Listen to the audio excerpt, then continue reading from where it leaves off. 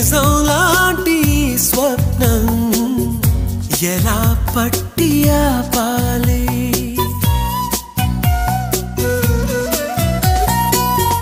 కలే అయితే ఆ నిజం ఎలా తట్టుకోవాలి అవును కాదో అడగకంది నా మౌనం చెలివో చిలవో తెలియకుంది నీ రూపం చెలిని బంధమల్లుకుందే